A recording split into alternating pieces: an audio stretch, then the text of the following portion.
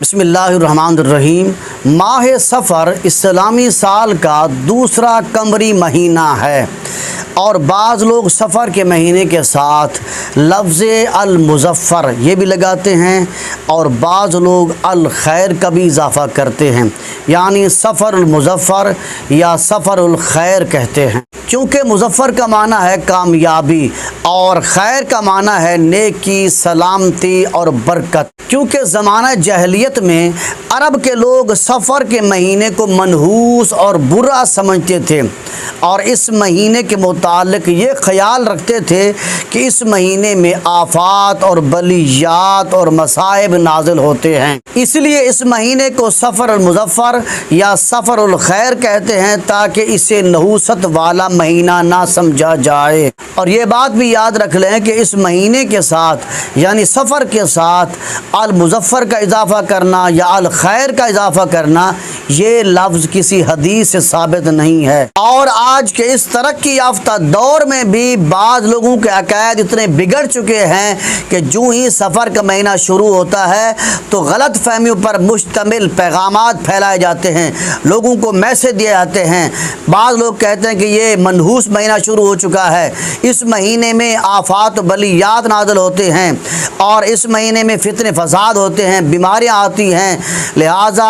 اس طرح کے لوگ جو میسج پھیلاتے ہیں یہ وہ لوگ ہوتے ہیں جن کو قرآن و سنت کا علم نہیں ہوتا، لہٰذا اس طرح کے میسج پیغامات لوگوں تک نہ پہنچائیں اور اس مہینے کو یعنی سفر کے مہینے کو منحوس بھی نہ سمجھیں۔ چنانچہ صحیح بخاری میں یہ حدیث موجود ہے، حضرت ابو ہریرہ رضی اللہ تعالیٰ سے روایت ہے کہ حضور نبی اکرم صلی اللہ علیہ وآلہ وسلم نے ارشاد فرمایا، چھوت چھات یعنی بیماری کا دوسرے سے لگنے کا وہم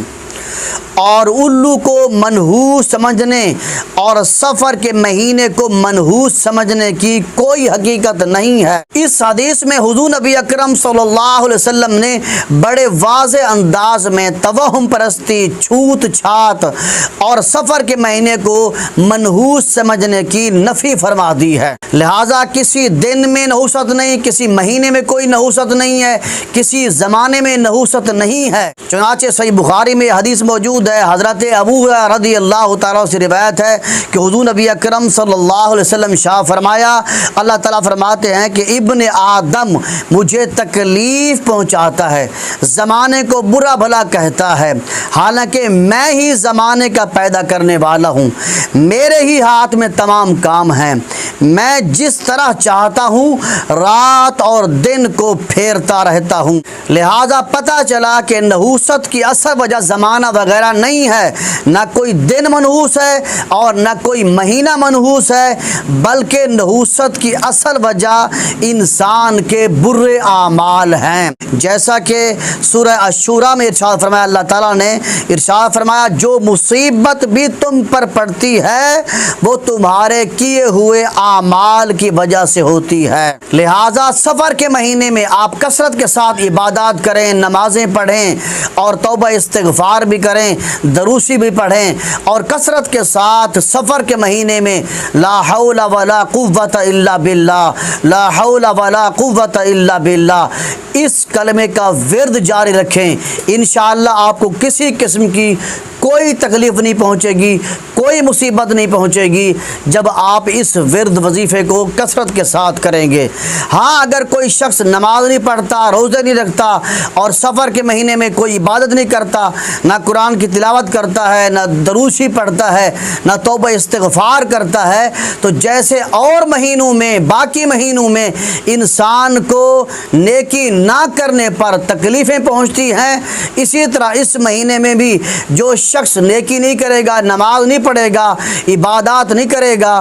قرآن کی تلاوت نہیں کرے گا، درود شریف نہیں پڑھے گا، توبہ استغفار نہیں کرے گا، تو اس مہینے میں اس بندے پر آفات بلیات مصیبتیں ٹوٹ پڑیں گی۔ لہٰذا آفات بلیات مصیبتوں سے بچنا چاہتے ہیں تو کثرت کے ساتھ عبادات کریں، دروشی پڑھیں اور توبہ استغفار کریں۔ اور اسی طرح بعض علاقوں میں یہ بھی بات مشہور ہے کہ سفر کے مہینے میں آسمان سے لولے لنگڑے اندھے جنات نازل ہوتے ہیں اور وہ جنات کہتے ہیں لوگوں کو کہ قدم سنبھال کے رکھو کہ کہیں کسی جن پر تمہارا قدم نہ آ جائے۔ دیکھو کس طرح کے لوگوں کے عقائد ہیں، یہ فاسد عقیدے ہیں۔ اور بعض لوگوں میں یہ بھی مشہور ہے کہ سفر کے مہینے میں لوگ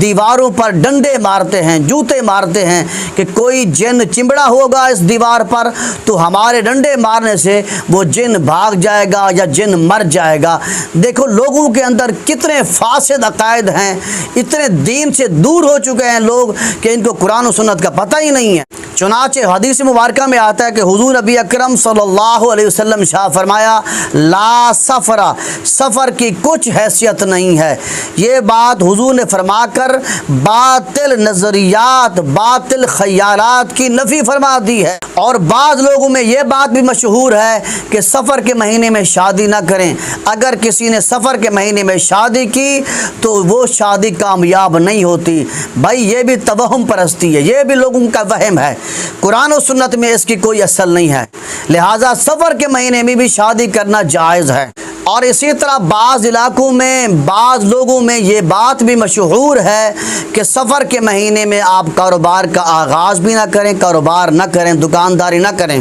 بھائی یہ باطل نظریہ ہے، یہ نظریہ قرآن و سنت کے خلاف ہے۔ لہٰذا آپ سفر کے مہینے میں اگر آپ کاروبار کرنا چاہتے ہیں تو آپ کاروبار کر سکتے ہیں۔